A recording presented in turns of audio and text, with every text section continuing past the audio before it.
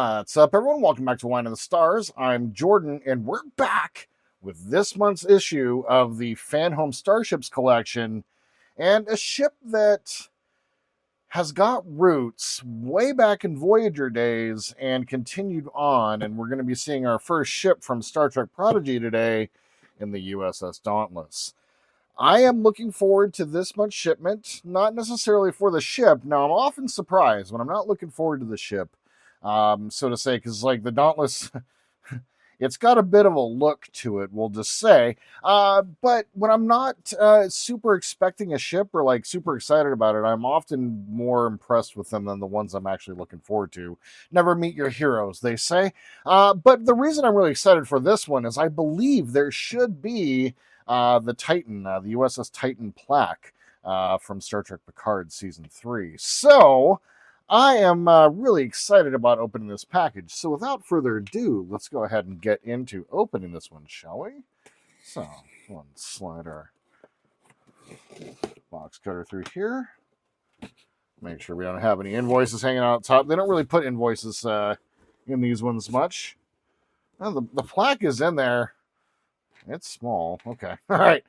First things first, we have our ship.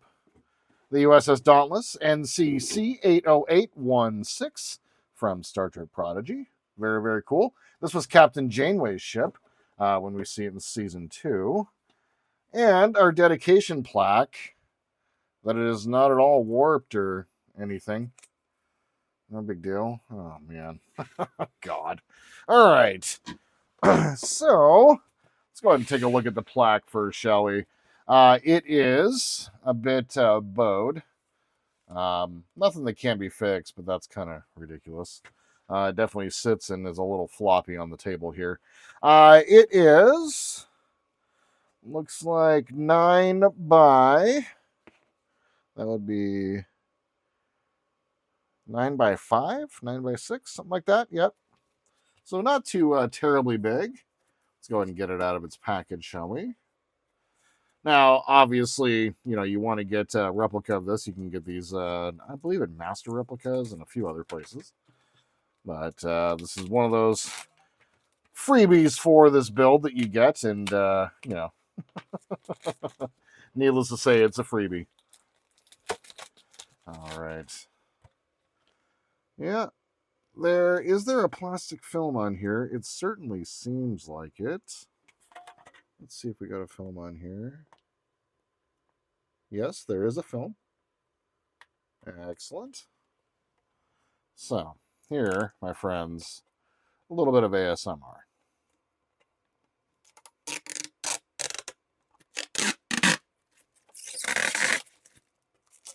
How nice would it have been to get it all in one piece? I still might, oh, no. I still might, oh, no.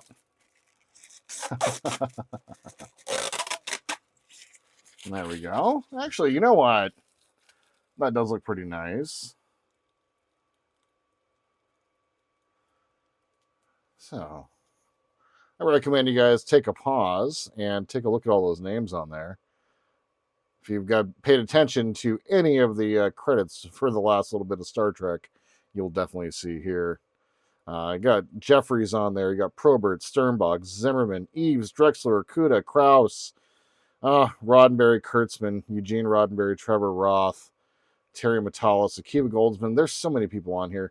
I got to say, with that little thing taken off, outside of the Boeing, this is really, really nice. I have a little display set up for all the Titan ships, including a nice piece of art that I have of the USS Titan. So, yeah, I'm going to go ahead and display that up there. This is a pretty nice gift. I'm going to need to go through and carefully bend it back into shape. I think it shouldn't be too hard.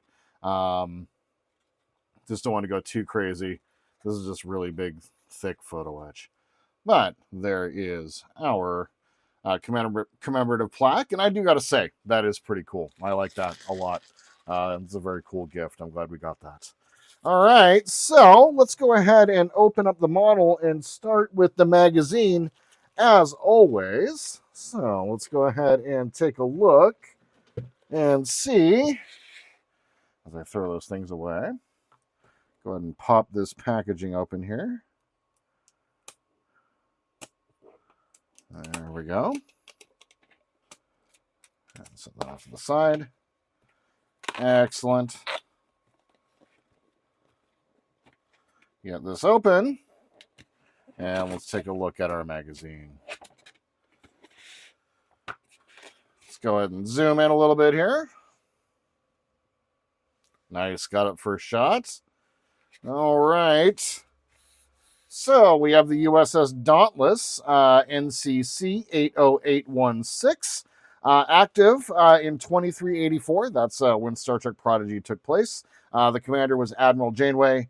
Her weapons are phaser cannons, photon torpedoes, quantum torpedoes, and of course, this ship is one of the ships, basically one of the few ships that had the quantum slipstream installed. Very, very cool ship. If you guys haven't watched Prodigy, you should. On the surface, it is a kid's show, but zoom out a little bit and don't focus too hard. You wind up having a fantastic Star Trek show in there as well. So it's really good. I wish that we would get more, but it seems like Prodigy has probably met its end. But we did get very cool ships like the Dauntless.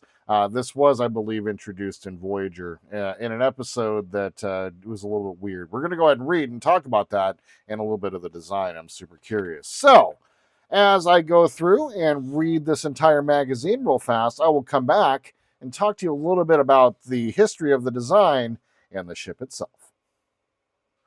All right, so after kind of reviewing and reading, I was 100% correct. This is a design based on, they basically created some story. Now, if you guys haven't watched Prodigy, I'm not going to spoil too much, but after Voyager gets back from the Delta Quadrant, they had obviously encountered the Dauntless, the Arcturus character who blamed humans in Starfleet for basically killing his family via the Borg. And so he designed this faux Starfleet ship to basically capture the crew and kill them of Voyager. And so Torres, B'Elanna Torres, the chief engineer of Voyager, came home. And they set on inventing the quantum slipstream drive and using some of those components that they recognized from this ship and took from this ship. They basically kind of wanted to create a bit of a almost a primitive version of it, a more scaled down and basic version of it, but utilizing what Rick Sternbach had created with the diamond head shape, kind of like what we saw on Voyager, and then later what we saw on the Prometheus, kind of when Starfleet was going that design. But he also posited that this shape of ship, especially the narrow design, really kind of compact, helped it while it was inside of the quantum slipstream. So very interesting. The design went on to Ben Hibone, who is a co-executive producer and director on Star Trek Prodigy. And he set out to create the new ship, the new Dauntless, while taking ideas, taken from Voyager and trying to conceptualize what it would look like for Starfleet to basically take this technology, bring it home, and try to make it their own. So it's kind of like the request from Dan Hageman, who is the showrunner for Star Trek Prodigy. He's like, hey, could we kind of like make this so that the ship can be a little bit more like primitive looking than what we saw in Star Trek Voyager? And so he went through and started sculpting the ship, trying to keep the original kind of profile and design, and eventually coming to a design, with the saucer like this, kind of the scoop. There's a bit of a ridge underneath. And this is honestly a model that I would really like to build. But they settled on that, what the engineering hall looked like, and, using ideas set forth by Rick Sternbach and the designs of Starfleet ships before that. And then, of course, when they have the Protostar for season 1, they wanted a ship that looked intimidating enough to someone who is not familiar with Star Trek, like a kid, for instance. So they wanted the ship to be kind of big, intimidating, but not like overly like Star Wars, like a Star Destroyer or anything like that, but it was also familiar to Star Trek fans. And so they eventually kind of worked through and came up with this concept of this design. And, once again, like I said, the more you kind of go through and these models that I'm not super excited about, I'm kind of like, oh yeah, this is really, really cool. I like that design. Kind of has a Delta Flyer-esque sort of look to it. And, talking just a little bit about like the overall, like in this page they're talking about the refinements. They brought it to Sternbach and he's like kind of giving them a little bit of notes here on what to do. Very, very cool. And they basically come to this design, and it does look funny. It does have very much a Voyager sort of feel to it. It is a strange looking ship, and one that I'm looking forward to seeing in person. So, without further ado, my friends, let's go ahead and get to opening up her package. All right, so let's see if she survived in one piece. I've been lucky so far, so let's see how we look. Oh, we're looking good. The nacelles obviously aren't super crazy, so let's see what we got here. Okay. So the saucer is die-cast. Engineering hull is plastic. The made-up point is right here. In an area which would normally be the deflector, but that is actually right here, which is really, really cool.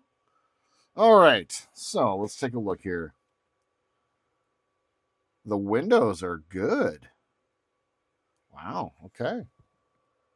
So the windows are good. The Aztecing, it kind of has that little bit of a dirt look to it, and it's fine. Not too worried about that. Yeah, looks good. USS Dauntless, NCC-80816. It's interesting. Usually in this era of Star Trek, they keep the original ship in the class as the NX. They kind of keep it there now. They don't change it to NCC. But this also could have been well after its NX period, during its experimental period. Yeah, there it is. Very, very cool. There's the weird back of the ship. Cool. Micro torpedo launchers there. Small shuttle bay. Only large enough for like Type 9 shuttles, so really, really small shuttles. Here's the underneath. Underneath the saucer looks really cool. The windows down here also look good. Tampo printing is good down here. Kind of lacking a lot of detail, but that's kind of the deal with this ship. It's not a whole lot of detail. There's just a little bit of a clear piece here at the very back at the chiller grills. Those nacelles are really cool, though. I like that design. The paint scheme. Here's the profile from the back. Her side profile. It's kind of interesting. It's like Voyager got stung by a bee. Here's the front profile.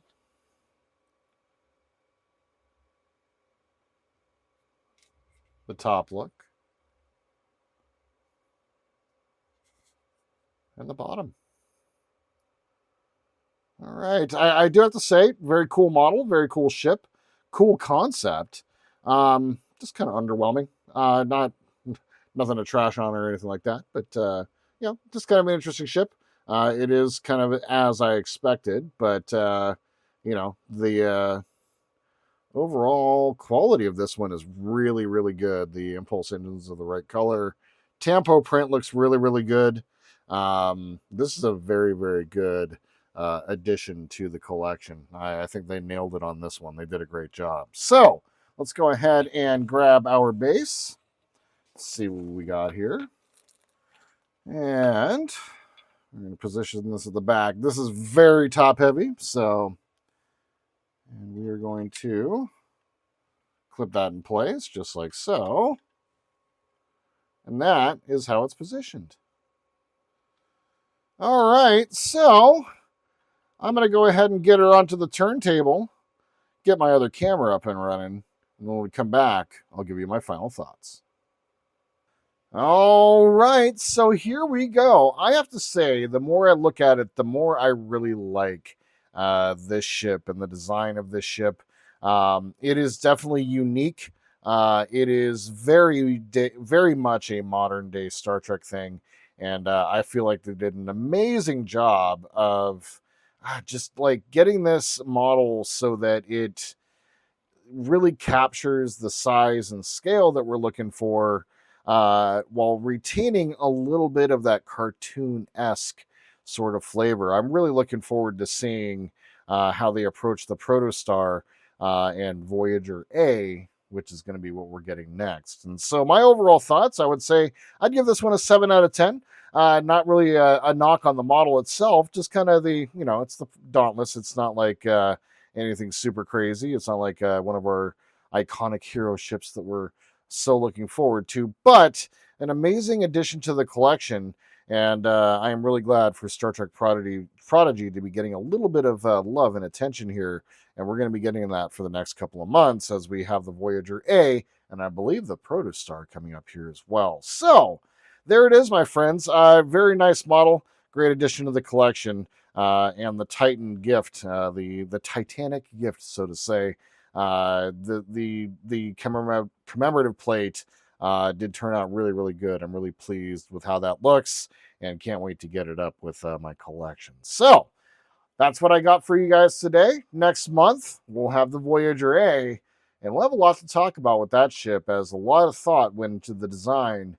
And I hope that we get more of it, because it is one of my favorite new Star Trek designs, and one where I'm really glad that we get to have that in the collection. So that's what I got for you guys today, and I just want to say thank you. I know that there was a million things y'all could have done today. Instead, you spent a couple minutes with me, watching me review a model, and I think that's pretty damn cool. You guys have any questions or comments, tips, tricks, please leave them down below. Like to support the channel, please like and subscribe. And my friends, until we see each other again, I hope you all have a wonderful day in this beautiful world, wherever you happen to be. And just remember to always live long, prosper,